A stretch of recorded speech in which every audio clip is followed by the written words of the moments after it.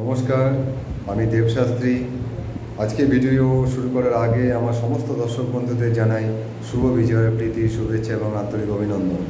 আশা করি আপনারা প্রত্যেকে ভালো আছেন এবং সুস্থ আছেন, এবং তার সঙ্গে জানাই আগামী দীপাবলির অগ্রিম শুভেচ্ছা এবং অভিনন্দন। ভালো কাটুক আপনাদের সবার দিন, এটাই আমি ঈশ্বরের কাছে কামনা করি।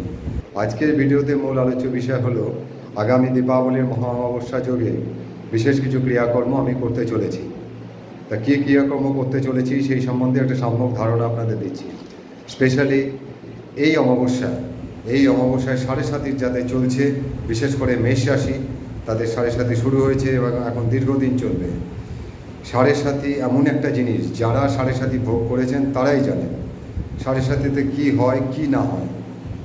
জেনারেলি দেখা গেছে সাড়ে সাতিতে কেউই ভালো থাকে না।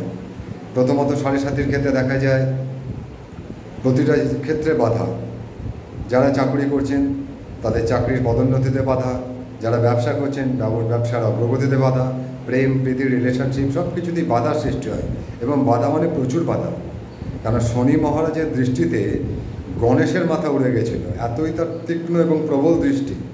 অর্থাৎ শনির সাড়ে সাথে যার উপরে থাকে তিনিই জানেন যে কী অবস্থা হয়। তা এই গত 7ই অক্টোবর শনি মহারাজ গোচর করেছেন, উনি বক্রী অবস্থায় ফিরে এসেছেন আবার কুম্ভ রাশির ঘরে।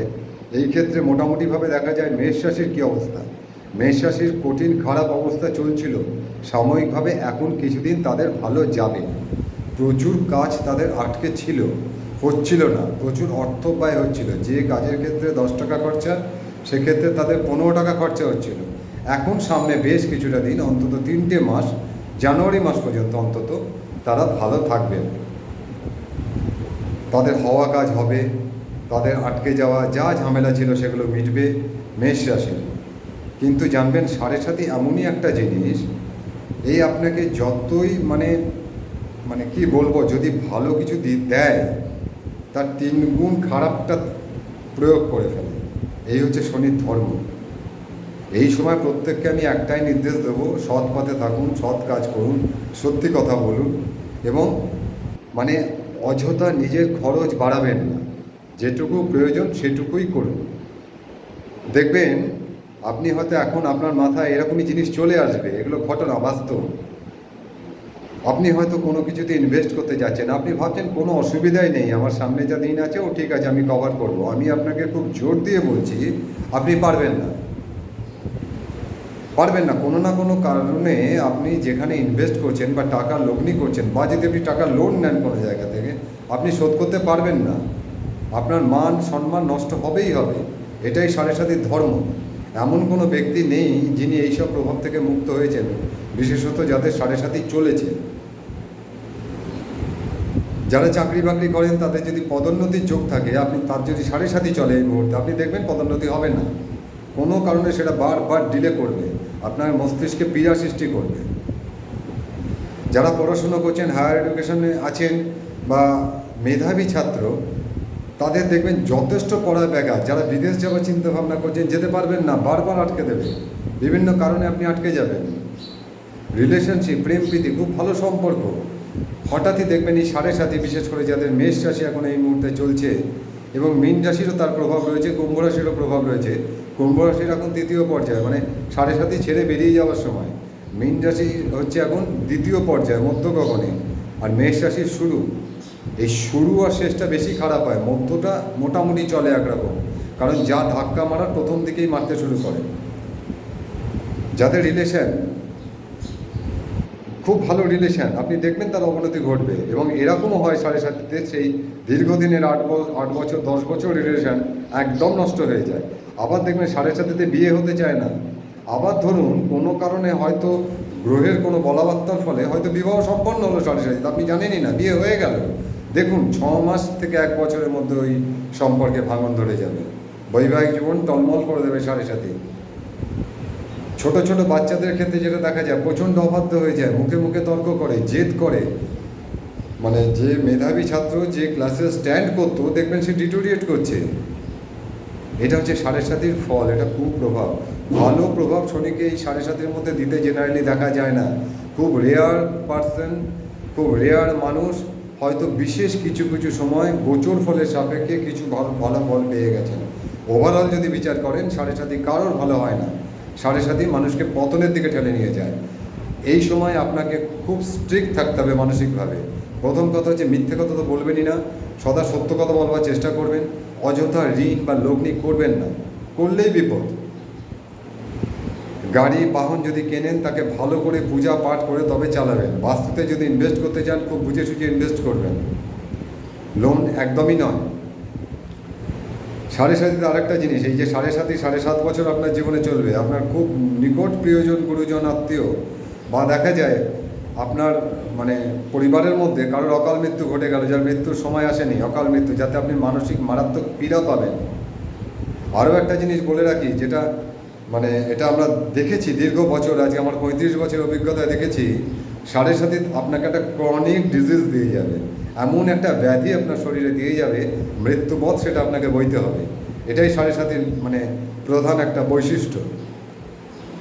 আমি তাই দর্শক বন্ধু সবাইকে বলি, যাদের সাড়ে সাতি চলছে তারা সবাই জানেন, তারা তো ইউটিউব বা ফেসবুক দেখেন, তারা জানেন কার কার সাড়ে সাতি চলছে। এবং আমি বলে দিচ্ছি, মেষ রাশির এখন পূর্ণ সাড়ে সাতি চলছে।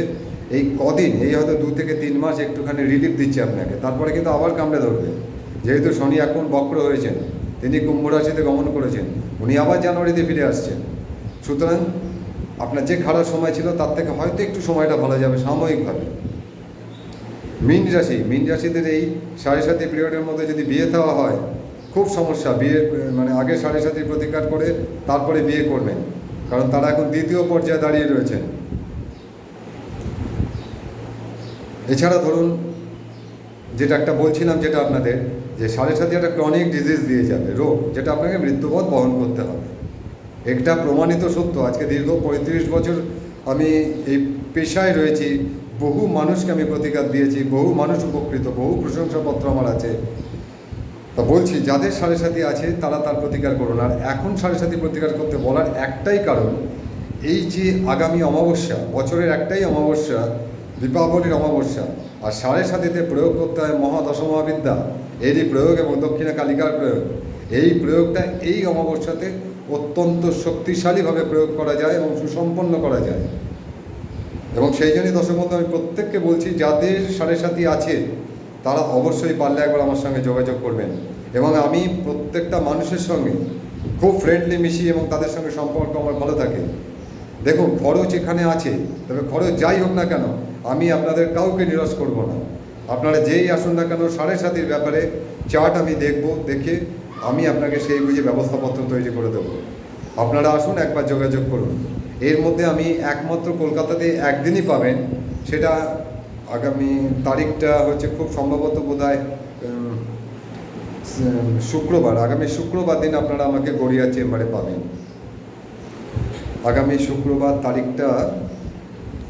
তারিখটা আপনাকে একটু পরে বলছি, কারণ 20 তারিখ হচ্ছে আপনার সোমবার, শনিবার 19 তারিখ রবিবার, আর 17 তারিখ ফ্রাইডে, শুক্রবার দিন একমাত্র গড়িয়ার চেম্বারেই পাবেন। কলকাতার অন্য কোনো চেম্বারে আমি এখন বসতে পারবো না, মানে সময় নেই আমার। যারা যোগাযোগ করবেন অ্যাডভান্স ফোন করে একটা বুকিং করে নিন। আর যারা আসতে পারবেন না, বহু দূরে যারা থাকেন, তারা আমাকে ফোন করুন। অনলাইনে আমি কাজ নিই, আমি কাজ করে আপনাদের প্রতিকার পাঠিয়ে দেব। আর মূল ব্যাপারটা সাড়ে সাতির ব্যাপারটা এখানে প্রতিকার করছি। এছাড়া কালসর্পটা রয়েছে, কালসর্পটা বছরের অনেক সময়তেই প্রতিকার করা যায়, তবে কিছু কিছু শক্তিশালী পক্ষ আমরা বেছে নিই। যেমন ভাদ্র অমাবস্যাটা একটা থাকে, এই দীপাবলির অমাবস্যা, মহালয়ার অমাবস্যাতে আমি প্রচুর কাজ করেছি।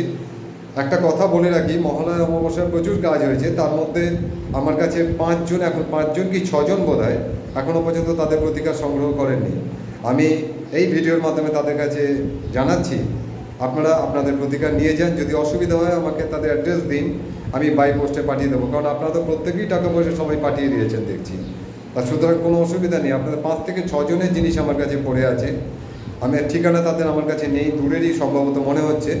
আপনারা আমার সঙ্গে যোগাযোগ করুন, আসতে যদি পারেন ভালো, যদি না আসতে পারেন অ্যাড্রেস দিন, আমি আমার দায়িত্বে, আপনাদের কোনো খরচ লাগবে না, আমি প্রতিকার আপনাদের পৌঁছে দেওয়ার ব্যবস্থা করব।